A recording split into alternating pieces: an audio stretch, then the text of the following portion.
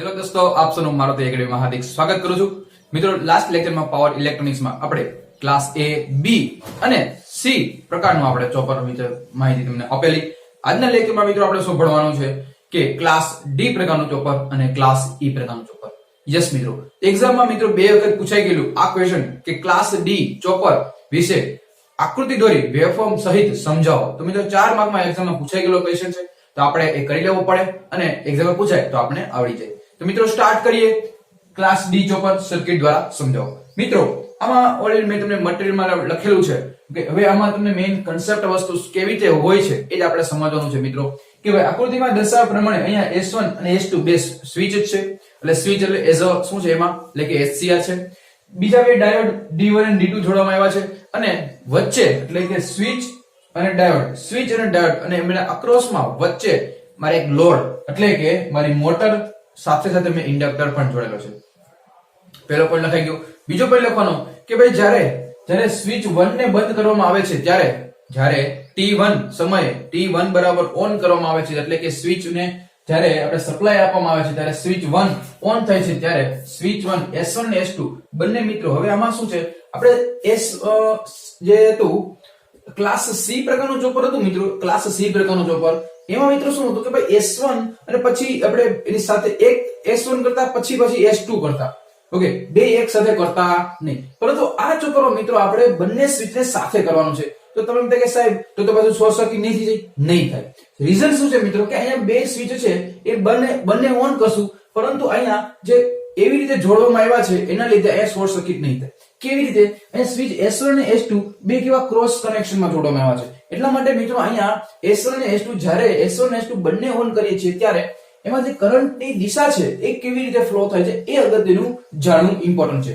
તો મિત્રો સમજીએ કે આપણે જ્યારે S1 અને S2 બંનેને હું ક્લોઝ કરું છું whenever the given pulse both thyristor both switch then what will happen ત્યારે શું બને છે મિત્રો એ સમજવાનું છે. તો મિત્રો જોઈએ કે જ્યારે S1 અને S2 બંને સ્વિચ શું થાય છે ઓન. ચલો S1 અને S2 છે એ બંને સ્વિચ ઓન થઈ ગઈ. હવે શું થાય છે ત્યારે કરંટની દિશા ક્યાંથી ક્યાં પસાર થાય તો ભાઈ VDC ક્યાંથી પસાર થશે VDC to S1 VDC S1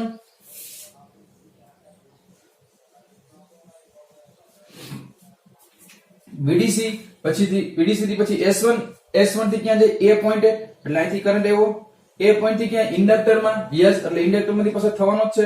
ત્યાંથી મારી મોટર, ત્યાંથી મારી B પોઈન્ટ અને B પોઈન્ટ થી ક્યાં S2 અને S2 થી પછી VDC. તો મિત્રો આ આખું મિત્રો એક મારી સર્કિટ જે એ પૂરી થઈ જાય.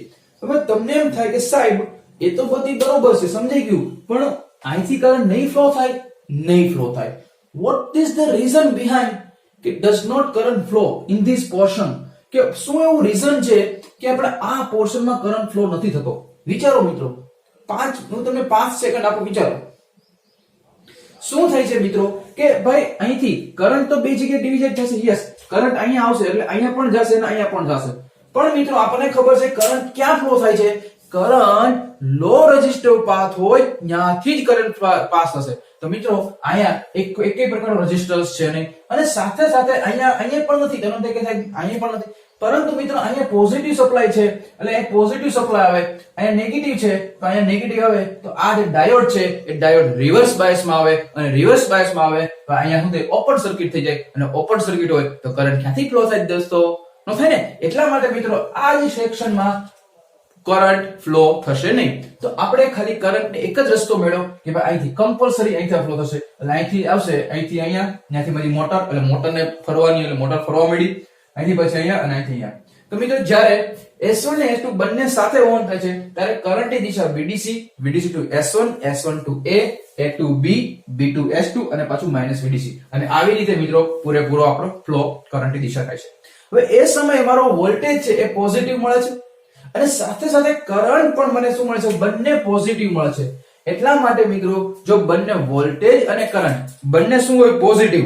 ઓકે, બંને શું હોય? પોઝિટિવ. તો મિત્રો એ કેવું ચરણ કહેવાય? તો એને પહેલું ચરણ કહેવાય. આપણે ભણી ગયા ને ક્લાસ A પ્રકારનું ચોપર એટલે કે પહેલા ચરણમાં મને મળશે. એટલે કે અહીંયા તમને જો શું મળ્યું કે S1 અને S2 બંને ઓન છે એટલે આ પહેલા ચરણમાં, અને પહેલા ચરણમાં આવે એને કહેવાય ફોરવર્ડ મોટરિંગ. શું કામ કે આ ફોરવર્ડ દિશામાં મિત્રો આ જે મોટર છે એ ક્લોકવાઇઝ એટલે કે અહીંથી આમ ફરવા લાગશે મિત્રો. કેમ?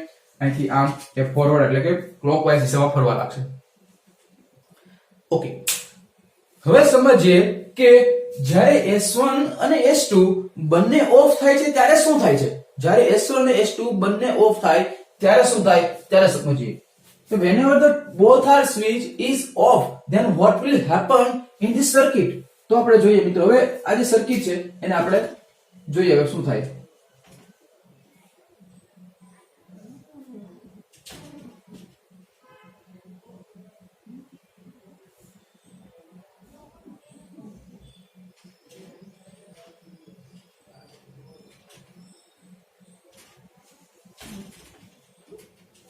હવે મિત્રો આ બંને સ્વિચ છે એ ઓપન થઈ જાય છે. ઓકે, ચલો આ ઓપન થઈ ગઈ અને આ પણ સ્વિચ ઓપન થઈ ગઈ. એનો મતલબ બંને સ્વિચ ઓપન છે તો કરંટ ક્યાંથી ફ્લો થશે ભાઈ? કરંટ તો ફ્લો થવાનો જ નથી. હવે અહીંથી અહીં આવ્યો, હવે અહીંથી કરંટ નહીં જાય. અહીંથી કરંટ ઓપન સર્કિટ છે, અહીંયા આવ્યો તો આપણો ઓપન સર્કિટ હવે જાય ક્યાં? કરવું હું?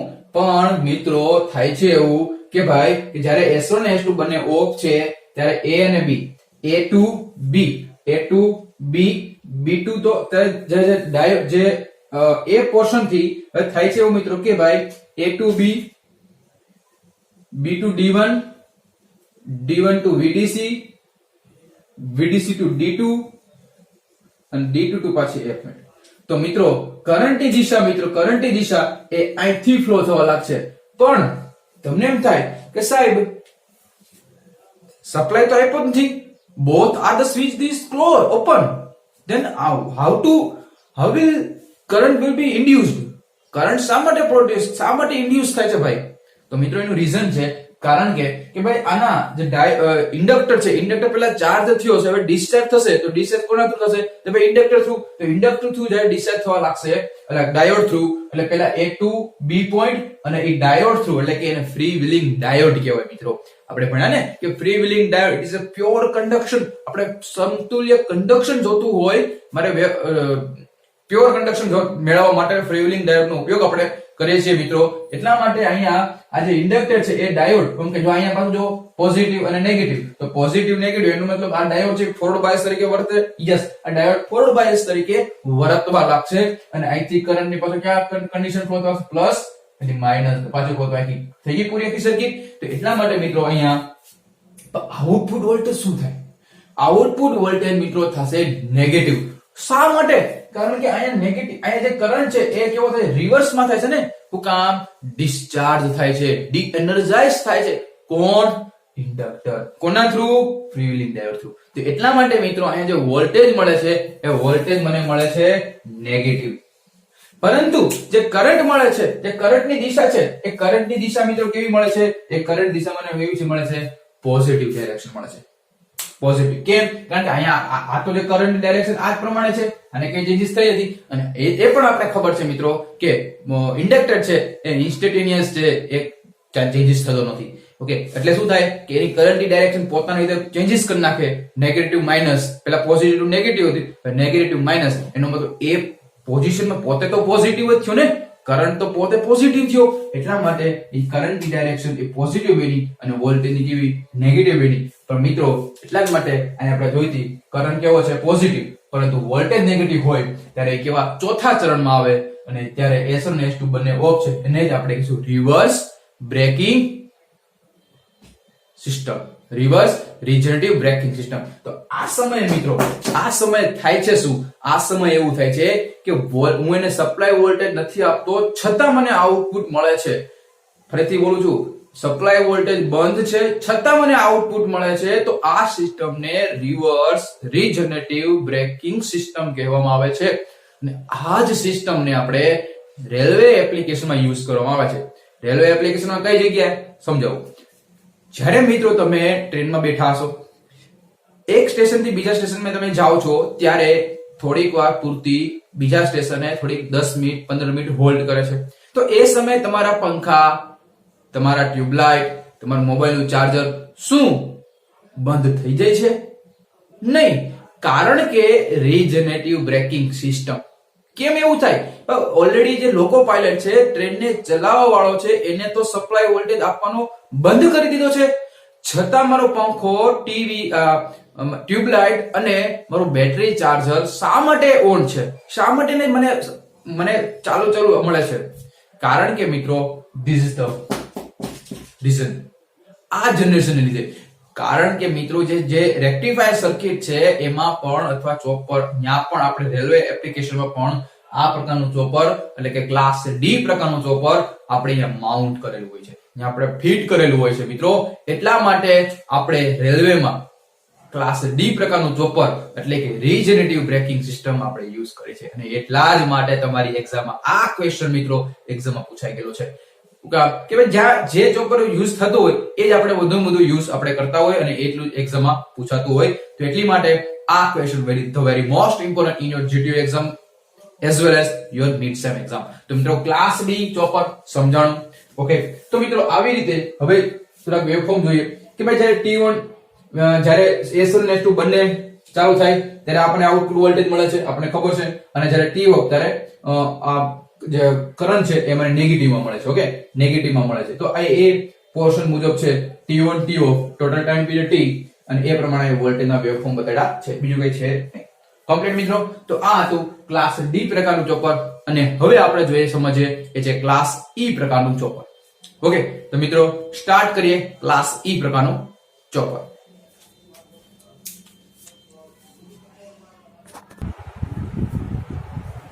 તો મિત્રો, ધમાકેદાર એવો જબરદસ્ત ક્વેશ્ચન મિત્રો ક્લાસ ઈ ચોપર મિત્રો 2 થી 3 વખત એક્ઝામમાં પૂછાઈ ગયેલો છે.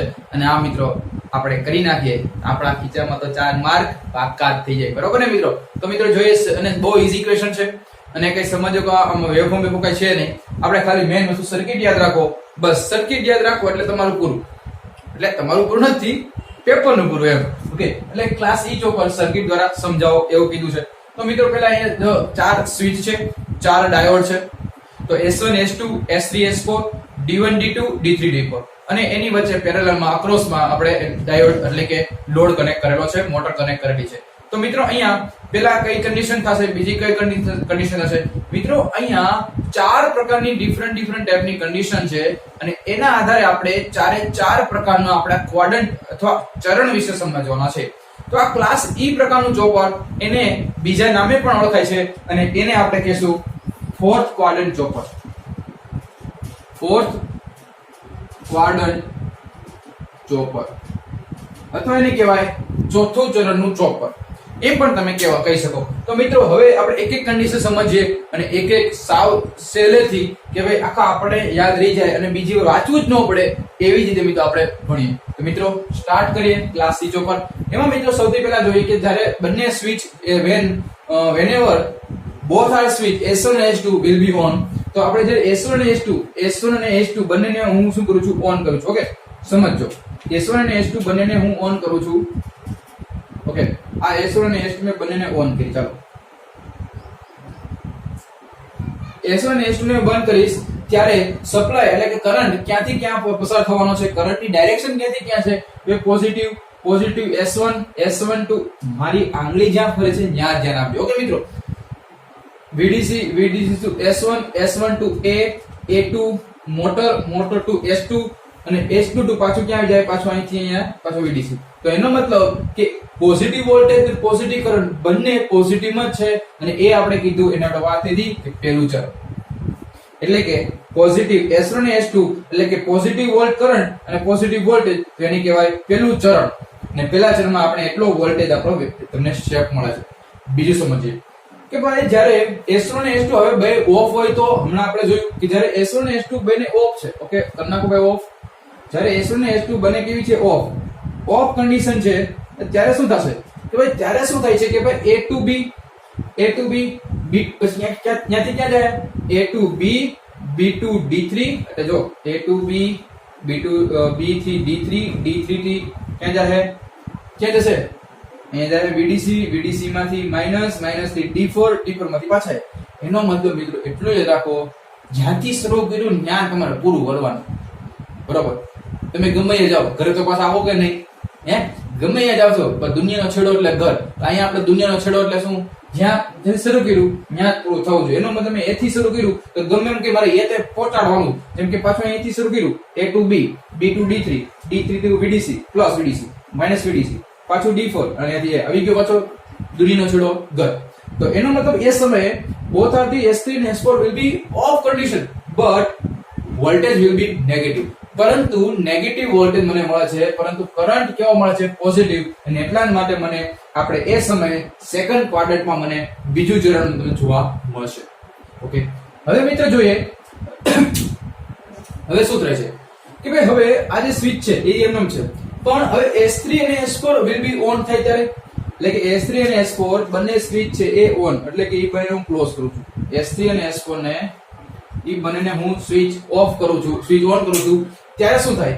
ત્યારે VDC તો ક્યાં જશે મિત્રો? VDC તો S1 માં જાય જ નહીં. શું કામ? કે ભાઈ ઓફ કન્ડિશનમાં છે. તો ક્યાં? D1 માં? ના ભાઈ, D1 તો નહીં જાય. શું કામ? કારણ કે અહીં બીટ પ્લસ છે, અહીંયા આવે તો માઇનસ માં આવે. તો આપણે રિવર્સ બાયસ માં ડાયોડ આવી જાય. ઓકે મિત્રો, તો ડાયોડ રિવર્સ બાયસ માં આવે એટલે it does not conduct, but ક્યાં જશે? S3 માં. શું કામ? કે લેસ રેઝિસ્ટિવ પાથ છે એટલા માટે. તો ક્યાંથી ડાયરેક્ટ કરંટ જાય? VDC ડાયરેક્ટ સીધો S3 માં. S3 માંથી ક્યાં જાય? Direct B to A to direct ક્યાં જાય? D4. હવે તમને કહેશે D4 માં જાય. ઓકે, D4 માં કેમ જાય? પણ મિત્રો D4 માં નહીં જાય. ક્યાં જાય? S4 માં. ક્યાં જાય ડાયરેક્ટ મિત્રો? D to A અને અહીંયાથી S4. કેમ કે S4 તમારી સ્વિચ ચાલુ છે ને, અહીંયા નહીં જાય. શું કામ? કારણ કે ભાઈ રિવર્સ બાયસ થઈ જાય એટલે સ્વિચ S4 ને પાછું નેગેટિવ બાયસ. તો એ કન્ડિશન મિત્રો એ સમયે તમને વોલ્ટેજ તો ઓલરેડી નેગેટિવ છે, હજી નેગેટિવ વોલ્ટેજ જ મળશે, પરંતુ કરંટ છે એ મને પોઝિટિવ મળે છે. એટલા માટે મિત્રો કરંટ પણ મને કેવો મળે છે? નેગેટિવ મળે છે. અને એટલા માટે મિત્રો એ બંને નેગેટિવ, S3 ને S4 બંને નેગેટિવ મળે છે એ સમયે. એટલા માટે એ ચરણ થયું કેવું? ત્રીજું ચરણ. કેટલા મિત્રો? ત્રીજું ચરણ. મિત્રો આયા તમને સાહેબ કરંટ કેમ નેગેટિવ મળ્યો? કરંટ મિત્રો નેગેટિવ એટલા માટે મળે છે કે આ કરંટની નેગેટિવ, અહીંથી કરંટ ડાયરેક્શન જો ખરેખર એકચ્યુઅલમાં કરંટની ડાયરેક્શન કેમ હતી? આમ હતી સ્ટાર્ટિંગ થી, પરંતુ આ જે કરંટ ડાયરેક્શન કેવી મળી? ઓપોઝિટ.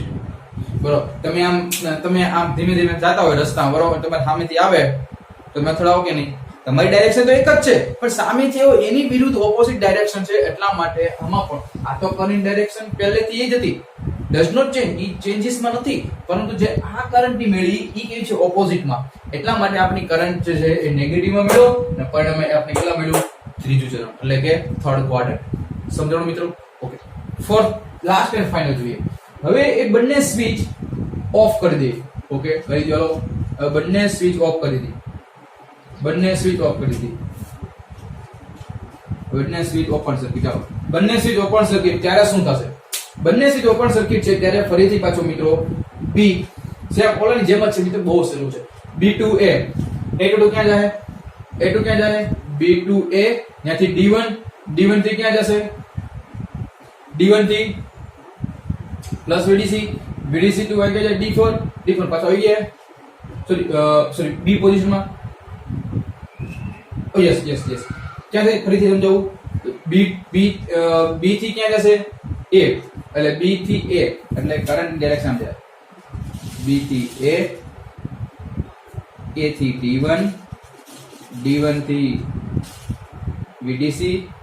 VDC થી ડાયરેક્ટ સીધું ક્યાં જાય? જો VDC to D2. કેમ કે ડાયરેક્ટ આ જે કરંટ છે ને, ડાયરેક્ટ ક્યાં જશે? D2 અને D2 થી ડાયરેક્ટ ક્યાં પહોંચી ગયું? B. જ્યાંથી શરૂ કર્યું ત્યાંથી પહોંચી ગયા. તો આપને પોઈન્ટ પડી ગયા. અહીંથી આ જે કન્ડિશન છે એ મને કરંટની ડાયરેક્શન મળશે. તો એ સમય મિત્રો થાય છે એવું કે વોલ્ટેજ મારો છે એ વોલ્ટેજ મને કેવો મળશે? પોઝિટિવ. કારણ કે ફોરવર્ડ બાયસમાં બે ડાયોડ આવ્યા છે એટલા માટે વોલ્ટેજ પોઝિટિવ, પણ કરંટ કેવો છે? એ જ કન્ડિશનમાં નેગેટિવ મળે છે. એટલા માટે આ ચોથું ચરણમાં તમારે પરિણામે આ ચાર ક્વાડ્રન્ટમાં મારો આ ચોપર વર્ક કરવા લાગે છે. અને એટલા માટે આને ફોર્થ ક્વાડ્રન્ટ ચોપર પણ કહેવાય, ક્લાસ E પ્રકારનું પણ ચોપર કહેવાય. અને આ જે ચોપરમાં મિત્રો class A, class B, class C અને ક્લાસ D જ્યારે ચાર પ્રકારના ચોપરનો આમાં સમાવેશ થઈ ગયો છે મિત્રો. હવે તમે સાહેબ આને યાદ કેમ રાખવું? તો મિત્રો આને યાદ રાખવા માટે એક જ ટેકનિક છે મિત્રો. આપણને ખબર છે કે ભાઈ આ જે ચરણ છે, ઓકે, આ ચરણ, તો આપણને ખબર છે અહીંયા હું બધી પ્લસ અહીં આવે માઇનસ પ્લસ, માઇનસ માઇનસ અને પ્લસ માઇનસ, બસ એ પ્રમાણે કરી નાખો. આ કરંટ છે, આ વોલ્ટેજ છે, તો જે પ્રમાણે જો કેમ પ્લસ માઇનસ, હું બે પ્લસ તો પેલું ચરણ, માઇનસ પ્લસ બીજું ચરણ, તો માઇનસ પ્લસ હું માઇનસ આ બીજું, એટલે કે નેગેટિવ કરંટ ને પોઝિટિવ વોલ્ટેજ તો બીજું ચરણ. તો મેં એ જ કરું છું, એ તો કરું છું ભાઈ. મિત્રો આમ કાન પકડો કે આમ કાન પકડો, બધું હરખું જ થાય, બરોબર. તો આપણે જો યાદ ન હોય તો આપણે આમ કરીએ તો પણ આપણે આવડી જાય. પણ આપણે જે ભણવાની ટેકનિક છે, સમજવાની ટેકનિક છે, સમજીને કરીએ તો કોઈથી ભૂલાય નહીં. એટલે આપણે સમજીને, એટલા માટે મેં તમને એક એક કરંટની ડાયરેક્ટ કેવી રીતે જાય છે એટલા માટે મેં તમને સમજાવી, જેથી આપણે ભૂલ ભવિષ્યમાં પણ આ ક્વેશ્ચન આવવાનો છે. બી માં તમે ભણશો, ડિગ્રી કરશો ત્યારે પણ આ ક્વેશ્ચન પૂછાય છે 7 માર્કમાં, 4 માર્કમાં, તો ત્યારે પણ તમારે વાંધો આવે નહીં. એટલા માટે મિત્રો આપણે બેઝિક થી સમજાવો મિત્રો. ક્લાસ ઈ પ્રકારનું ચોપર. તો મિત્રો અહીંયા સુધી આપણે કેટલા ટોટલ 5 પ્રકારના ચોપર, ક્લાસ એ, ક્લાસ બી, ક્લાસ સી, ક્લાસ ડી અને ક્લાસ ઈ ચોપર, પાંચ ચોપર મિત્રો આપણે એની વેવફોર્મ આવતા વેવફોર્મ કર્યા, પછી એના ક્વાડ્રન્ટ થ્રુ ભણ્યા અને એની સર્કિટ થ્રુ મિત્રો સમજ્યા. ઓકે, તો પાંચે 5 પ્રકારના ચોપર છે. એમાં સૌથી ઇમ્પોર્ટન્ટ કહું તો એ પ્રકારનું, પછી મિત્રો સી પ્રકારનું, અને પછી ડી, અને પછી ક્લાસ બી પ્રકારનું ચોપર છે. એવો રેરલી પૂછાય છે, પણ વધારે મારા પોઈન્ટ ઓફ વ્યૂ જોઉં તો ક્લાસ ડી અને ક્લાસ ઈ અને ક્લાસ એ ચોપર છે એ વધુ પૂછાય શક્યતા છે. મિત્રો આપણે તો બધા કરીને જવાના. જેમ અને આપણે તમે જેમ કે ક્લાસ એ પ્રકારનું ચોપર તો એ કેવું બક કન્વર્ટર હતું, એટલે કે સ્ટેપ ડાઉન ચોપર, એટલે એ તો આપણે ભરેલું જ છે. ક્લાસ બી પ્રકારનું ચોપર કેવું હતું કે ભાઈ બૂસ્ટ કન્વર્ટર, એટલે કે સ્ટેપ અપ પ્રકારનું ચોપર, એ આપણે ખબર છે. ઓકે, ઓલરેડી આપણે કરેલું જ છે, એટલે કે ચિંતા કરવાની જરૂર નથી. ક્લાસ સી પ્રકારનું ચોપર એટલે શું કે ભાઈ એમાં ક્લાસ સી પ્રકાર એટલે ક્લાસ એ અને ક્લાસ બી નું કોમ્બિનેશન છે ભાઈ. અને ક્લાસ ડી એટલે કેવું ચોપર હમણાં આપણે કીધું, અને ક્લાસ ઈ તો બધા ચોપરનો સરવાળો છે મિત્રો. અને બીજી વસ્તુ મિત્રો, આમાં બહુ મિસ્ટેક થઈ જાય. શું ખબર તમને, આપણે ભલે ઇન્ટર તમને વાત કરું, અંતરની વાત કરું તમને કે ભાઈ હું મારી યાર એવું થયું કે શું વસ્તુ ખબર મિત્રો કે ભાઈ આપણે સ્થાયરિસ્ટમાં ચેપ્ટર નંબર 2 માં ભણી ગયા કે ભાઈ એમાં કોમ્યુટેશન. યસ, કોમ્યુટેશનમાં પણ અલગ પ્રકારના હતા. ક્લાસ એ પ્રકારનું, ક્લાસ બી પ્રકારનું, class C, class D, class E અને ક્લાસ એફ પ્રકારનું કોમ્યુટેશન. મિત્રો ભૂલ ન થાય, વારંવાર કહું છું, છોકરાઓએ ભૂલ હવે બહુ કરી છે. એક્ઝામમાં પૂછાયેલું હોય ક્લાસ એ પ્રકારનું કોમ્યુટેશન સર્કિટ દોરી સમજાવો અને પછી દોરીને તમે આવો, એટલે કે ક્લાસ એ પ્રકારનું ચોપર. મિત્રો આવું ભૂલ નહીં કરતા. એક્ઝામમાં તમારે બે ઇક્વેશન હશે, તમને એમ પૂછે ક્લાસ સી પ્રકારનું કોમ્યુટેશન અને તમે દોરીને આવો ક્લાસ સી પ્રકારનું ચોપર. તમને પૂછે ક્લાસ ડી પ્રકારનું ચોપર અને તમે દોરીને આવો ક્લાસ ડી પ્રકારનું કોમ્યુટેશન. મિત્રો આવું ભૂલ નહીં કરતા. આપણે આવડે છે છતાં આપણા લૂઝ માર્ક થશે, એવું ન થવું જોઈએ. ઓકે મિત્રો, તો આ ઝીણી બાબત છે, એટલા માટે એ આપણે યાદ રાખવી જોઈએ. એટલા માટે તમને કહી દઉં કે આ બેનો ડિફરન્સ છે, એ ડિફરન્સ મસ્ટ બી રિમેમ્બર, યાદ રાખજો, જેથી આપણે વાંધો ન આવે. કોમ્યુટેશન છે is a turn off the technique છે, અને આ ચોપર છે એ ડિફરન્ટ ટાઈપના જે લોડને ચલાવવા માટે આ પ્રકારના chopper, DC to DC, variable DC to fix DC to variable DC માં લાવવા માટે આ પ્રકારના આપણે ચોપરનો યુઝ કરવામાં આવે છે in the particular application. Okay, તો બેનો ડિફરન્સ મિત્રો, બેનો ડિફરન્સ આ એક છે ચોપર, આ છે કોમ્યુટેશન. ઓકે, યાદ રાખજો મિત્રો.